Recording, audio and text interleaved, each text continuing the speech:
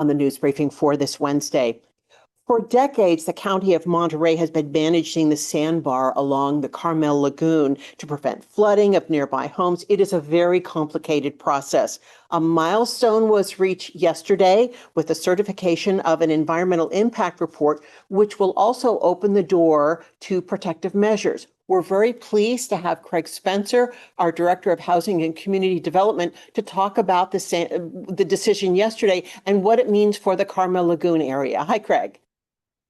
Hi, Maya. Thank you. I'm Craig Spencer with Housing and Community Development, and I'll be talking about the Carmel Lagoon Final Environmental Impact Report. Yesterday, the board certified the Final Environmental Impact Report, or EIR, and that was both the original 2016 draft EIR, the revised and recirculated EIR, and responses to all the comments on both the draft, the original draft and revised draft.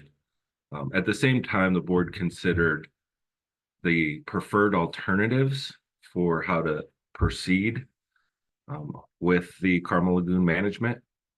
And that included approval of a couple of alternatives that were identified in the EIR. There are really three components to this project.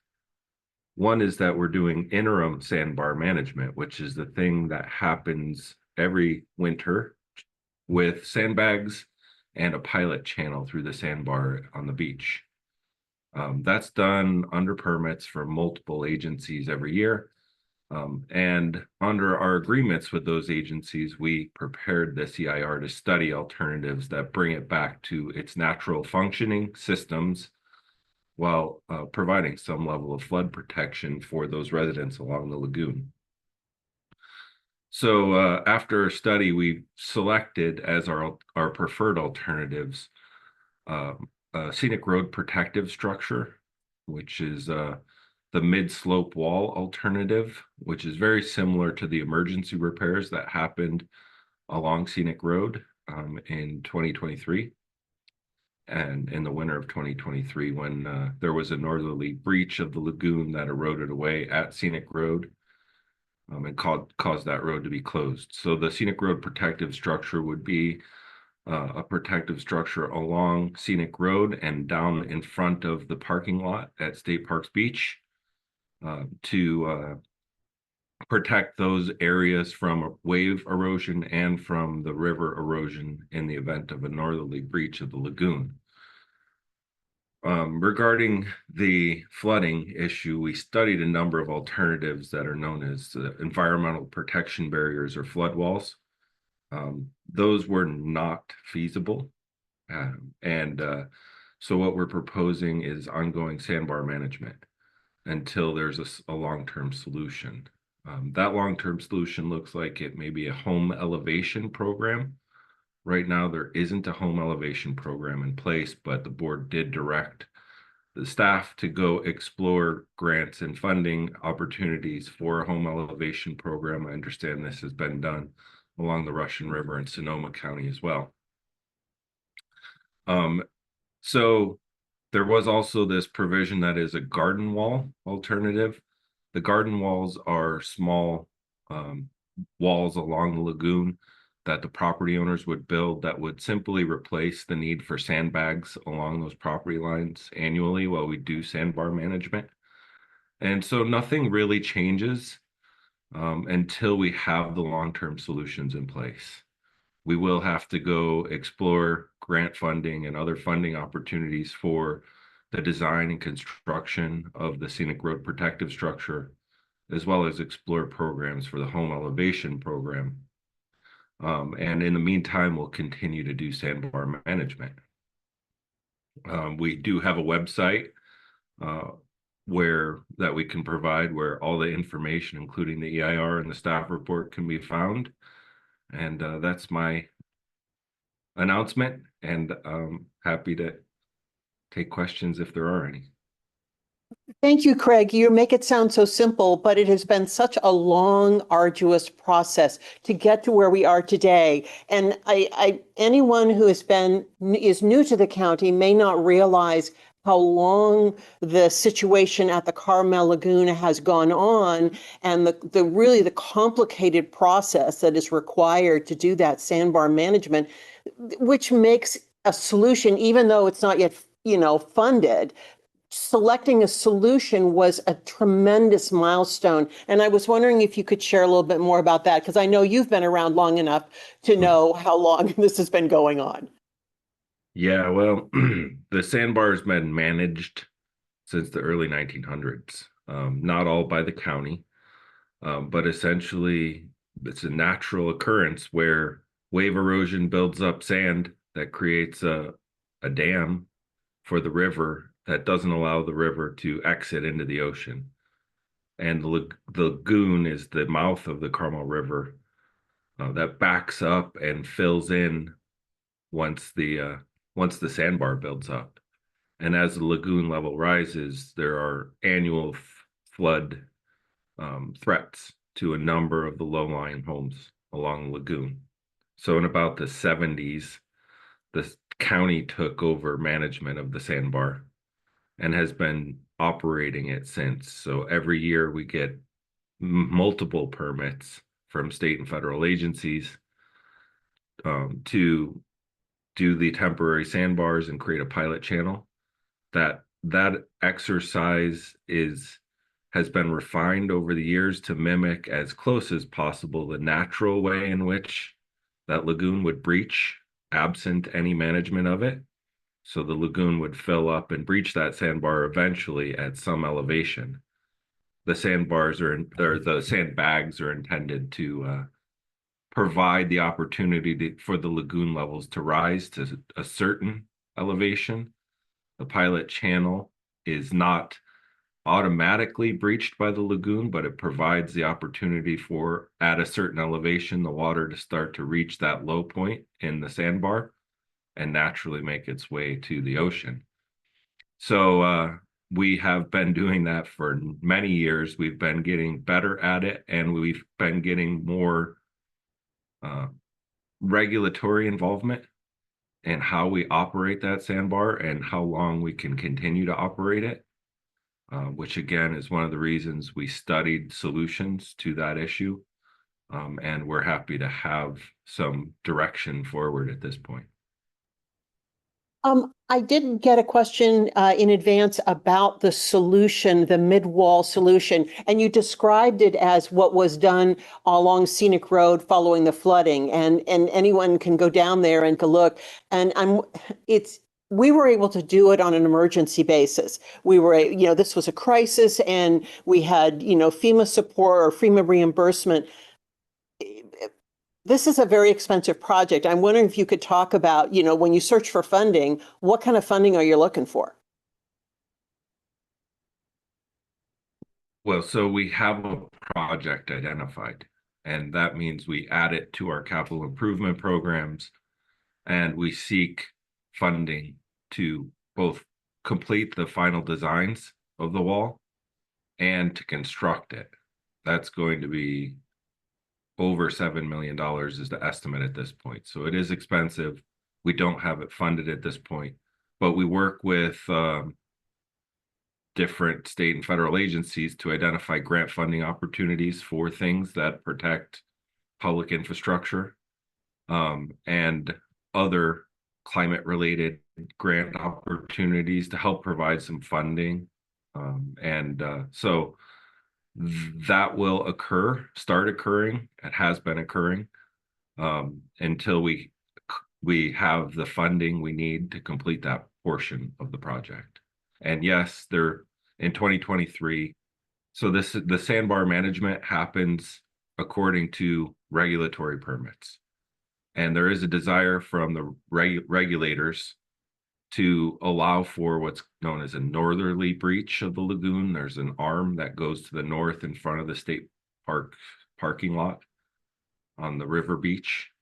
In 2023, the lagoon breached to the north, which led the Carmel River to exit at the northerly side of the beach, which runs along the edge of Scenic Road. And so as the river exits along the bottom of Scenic Road, it erodes away at the bank under Scenic Road. And we had a slip out on the side of Scenic Road that caused the road to be closed. We had to do an emergency repair, which is a shotcrete retaining wall on the edge of Scenic Road, to repair that section of road before it could be opened. So that was all done in 2023 under emergency condition on a portion of Scenic Road. This Scenic Road protective structure would extend that both north and south. And then the only other question I had is if you could look at a timeline for this. I know that's, there's no crystal ball on when funding will come in, and you're putting it into the capital improvement, spreadsheet, as it were. If somebody wanted to monitor the project, when is it realistic to think that this could get started? It's a good question. Unknown? It's going to depend on how competitive we are for the funding opportunities. We have the Carmel River Free project, which has some similarities that we did get large amounts of funding from the state for. So that took 5 years, I think, or more in working out that process. So it could take years. Well, but still, I guess we can celebrate the milestone that a project was identified after so many years of discussion, and then just try to keep celebrating, keep our spirits up until the funding comes through. Yes, and in the meantime, we'll continue doing Sandbar management.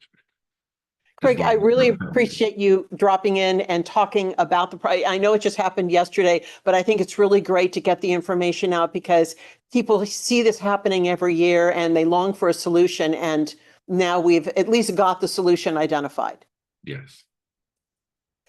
Moving on to our next topic today, there is a special workshop that is happening this afternoon in Soledad to help those who may need support and navigating our local medical system to get the health care that they need. This is a collaborative workshop between Natividad Medical Center and the county's CORE program. And if you don't know the CORE program, CORE stands for Community Reaching for Equity. Jennifer Rivas is from the health department, and she's here to talk about the project this afternoon, the workshop, and then tell us a little bit more about CORE. Hi, Jennifer. Hey, thank you for the invitation. Will I be able to share my screen? Yes, please. And for those who may be wondering, Jennifer is going to give her presentation in both English and Spanish. Yeah. Well, hi, everyone. Again, my name is Jennifer Rivas. I'm a management analyst with the administration team in our health department. I am super excited to share a bit about our CORE program, which is focused on bringing essential services and resources directly to our community. This presentation will be brief, our program contact information will be available at the end. So I encourage you to connect with us via phone or stopping by in any of our community events or workshops, as you'll hear. Our program is here to support you, answer questions, and connect you with the help you need. I will be delivering this presentation in both English and Spanish, so you will be seeing a couple English slides and Spanish slides. Hola a todos, mi nombre es Jennifer Rivas y soy analista de gestión con el equipo de administración en nuestro departamento de salud. Estoy emocionada de compartir un poco sobre nuestro programa CORE, que se enfoca en llevar servicios y recursos esenciales directamente a nuestra comunidad. Esta presentación será breve y les animo a conectarse con nosotros vía una llamada telefónica o en nuestros talleres. Estamos aquí para apoyarlos, responder a sus preguntas y conectarlos con la ayuda que necesitan. Al final de la presentación compartiremos la información de contacto de nuestro programa y también les invito a pasar por nuestras mesas si nos ven ahí por la ciudad. Okay. And my screen is sharing good. Okay. So our services, we have two general umbrellas for our services. We have system navigation and linkages to medical care as part of our CORE program.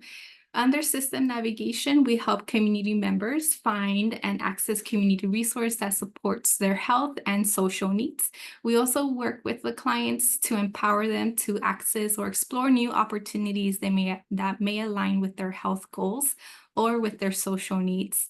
Under linkages to medical care, we provide assistance via supporting filling out the applications of Medi-Cal, CalFresh, scheduling appointments with the provider, organizing those appointments, providing basic health education around mental health, as well as Narcan and Narcan trainings.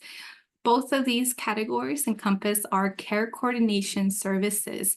So we provide one-on-one support with community members to connect, as I mentioned, to local resources, offer education, and as well as checking in regularly with our clients to ensure that there's progress on their goals or progress in accessing the resources or services that they need.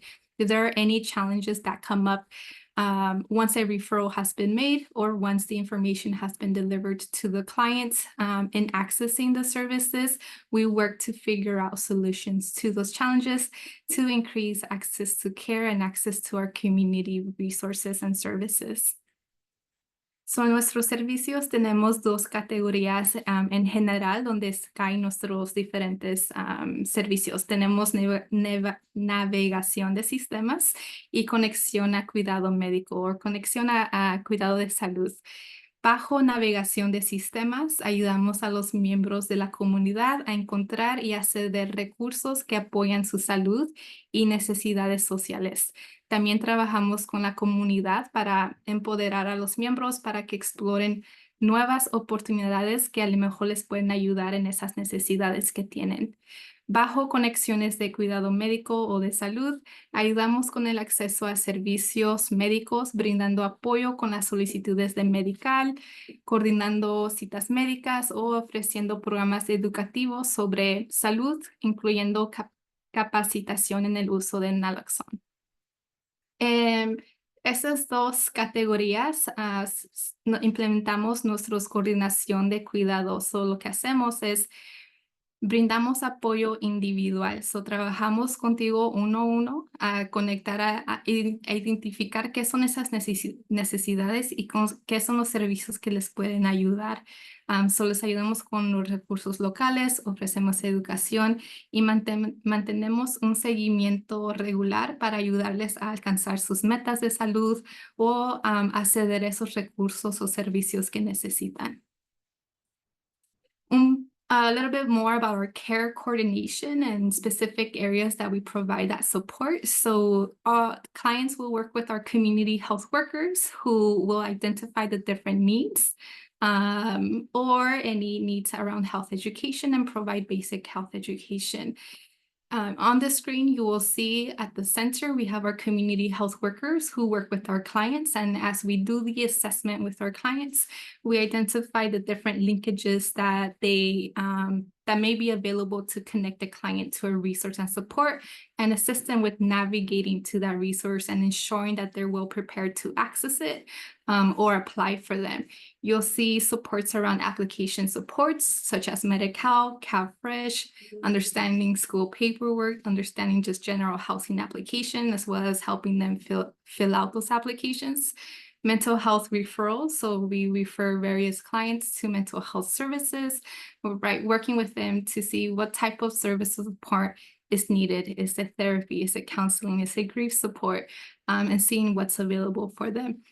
Social services, as well as transportation services and connections, understanding Medi-Cal benefit for transportation, how to plan ahead to make that request transportation from your Medi-Cal insurance, right? Understanding that and really building client self-sufficiency and being able to access those resources moving forward to access care. Under primary care, we provide health literacy education. We assist in connecting to primary care services or changing primary care providers. And this is all done through a closed loop referral. We want to ensure that when we connect someone, that we follow them through that navigation, through that journey, so they can actually access the service that they need. Son nuestros servicios. Quiero hablar un poco más de nuestras coordinaciones del cuidado. Los clientes trabajan con nuestros promotores de salud que les ayuda a identificar qué son las diferentes necesidades. Aquí en la pantalla, miren que al centro tenemos nuestros promotores de salud que trabajan con el cliente y ayudan a ver qué son las diferentes necesidades, qué es la educación o servicios y recursos que necesitan. En la pantalla pueden mirar que ayudamos con apoyo para llenar aplicaciones, ayudamos con el Medi-Cal, CalFresh, citas con el consulado, aplicaciones para recibir o aplicar para un GED, cosas así. Referencias para servicios de salud mental, averiguamos qué son los servicios que están disponibles para ustedes, qué cubre su aseguranza o qué otras actividades está pasando cerca de ustedes. Servicios sociales y transportación son otros servicios que ayudamos a acceder. Para transportación, entendiendo su beneficio de medical.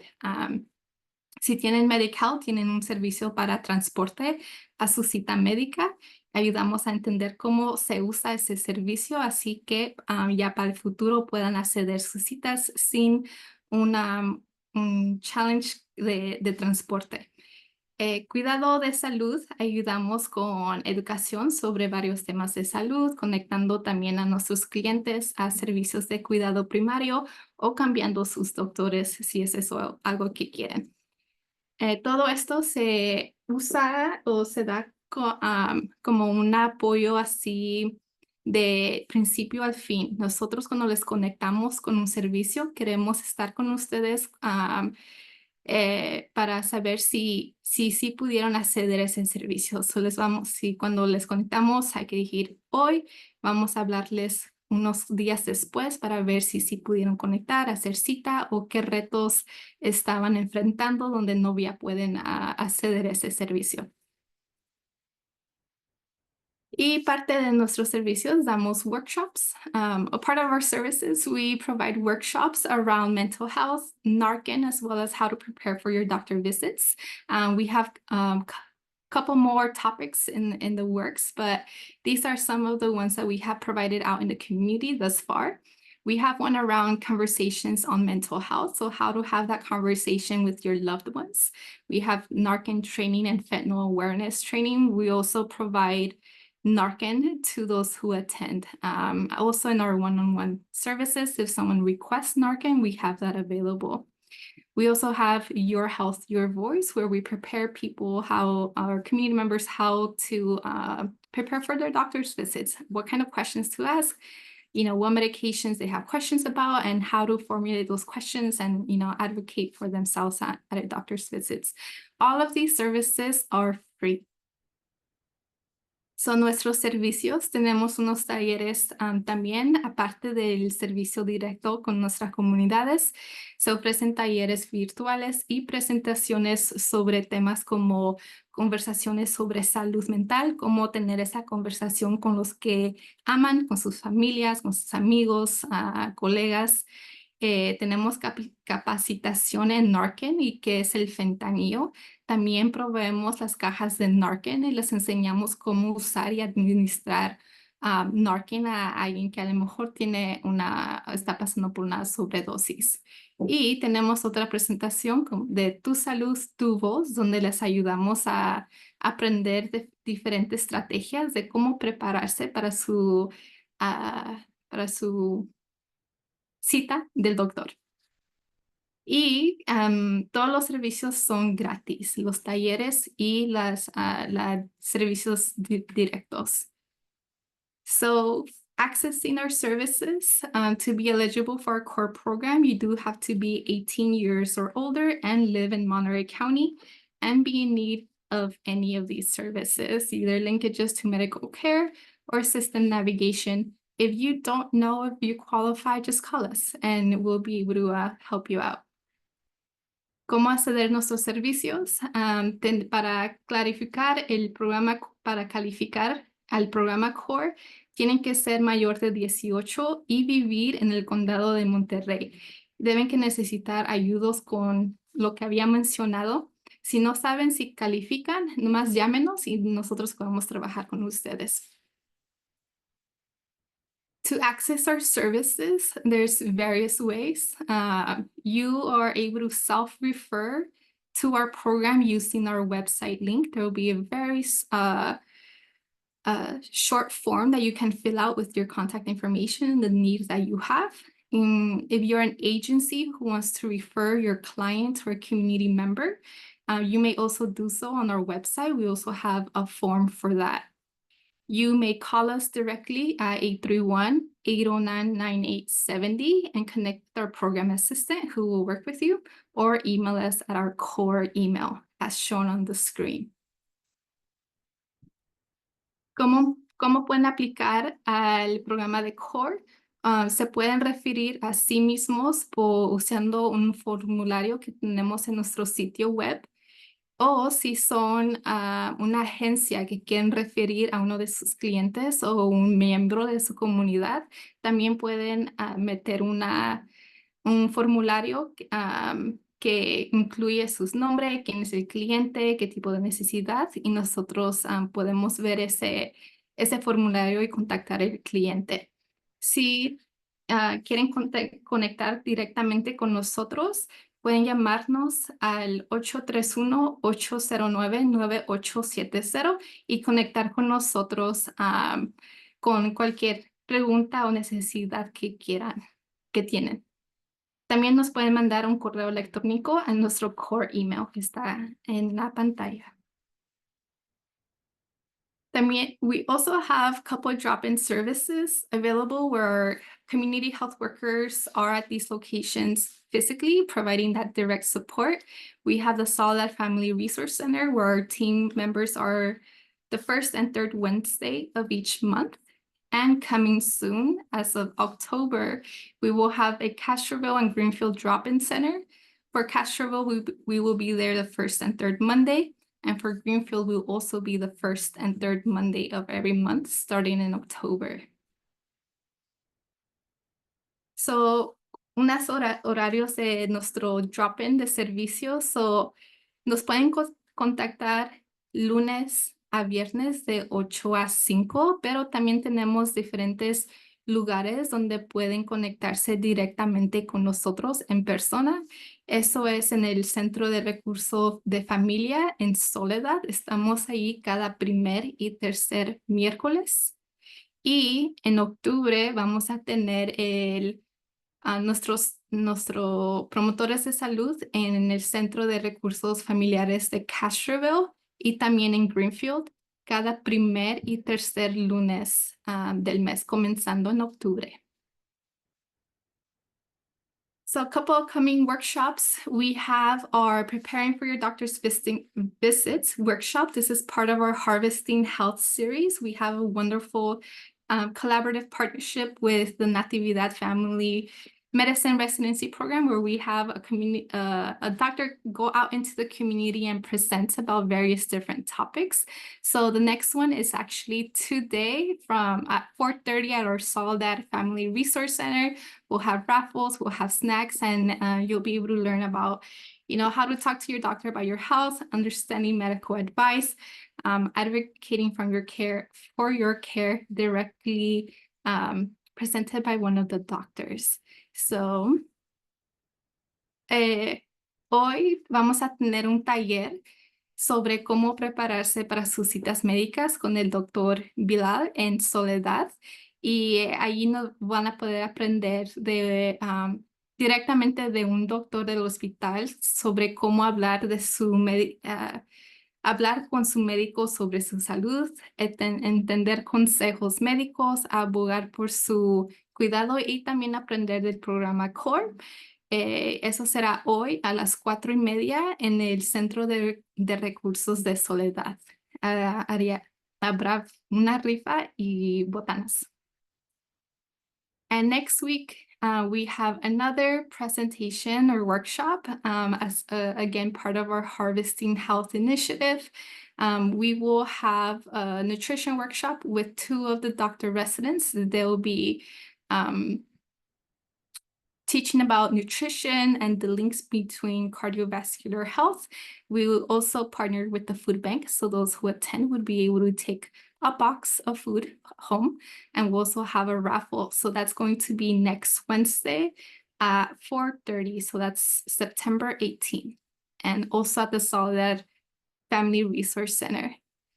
So próxima semana vamos a tener otro taller de cocina. Es parte de nuestra serie de Cosechando Salud, donde van a aprender sobre nutrición y salud cardiovascular, su salud del corazón, básicamente, con 2 doctores del Hospital de Natividad. Y también hicimos partner con el Food Bank y van a proveer cajas de comida para los que atiendan. Va a haber una rifa también, y eso será próximo miércoles a las 4:30, septiembre 18. And this is our contact information. We have our phone number, our email, and our website linked here. So feel free to connect with us. Y aquí está nuestro contacto. Nos pueden llamar, mandar un email o conectar vía nuestro sitio web. Y esperamos su llamada. Gracias. Thank you. Thank you so much, Jennifer, for walking us through CORE and then walking us also through the workshops that are happening. I'm going to have you stop sharing your screen because I do have a question for you. The workshop that's today and then the one that's next week, they're happening at the Soledad, the center there, more accessible for people who live in the area.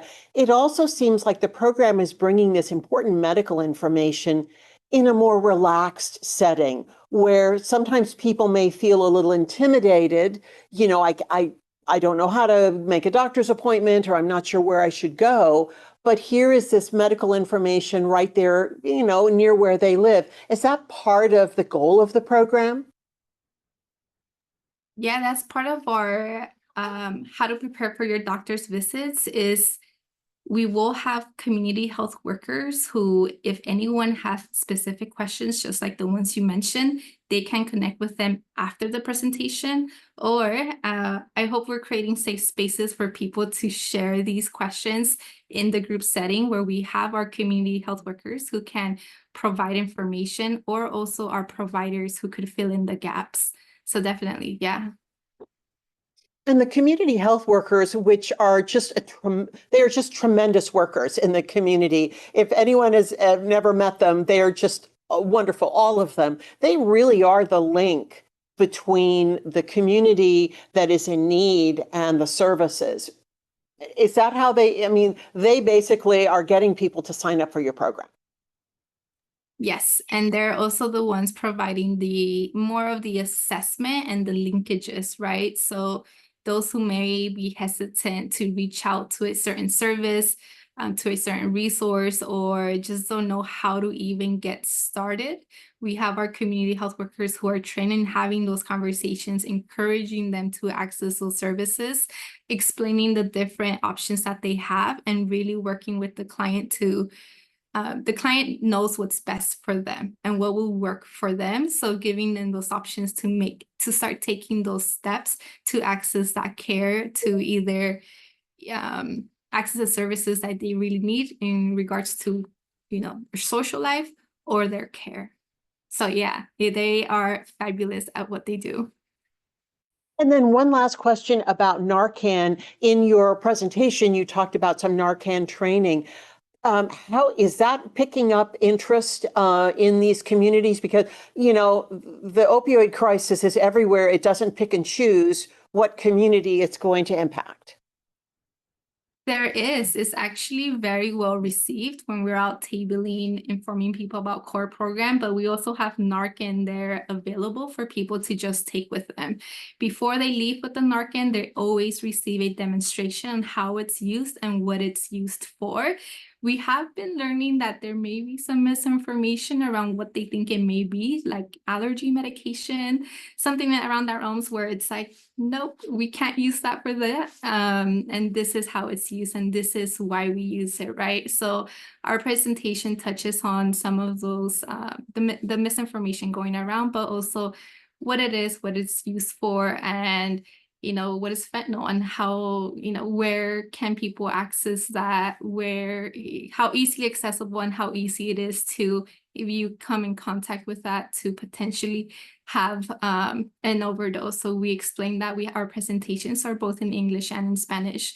So if there are agencies who would like to have presentations like that for their community members, they can also reach out to us and could coordinate that. Thank you so much, Jennifer, for talking about this today. Really good luck with today's presentation in this afternoon, and then also next week as well. And we hope to have you back and bring some of those community healthcare workers with you because we just love them. Yeah, thank you. And thank you, everyone, for joining us on the news briefing this week. Our next briefing is next week. We'll see you then.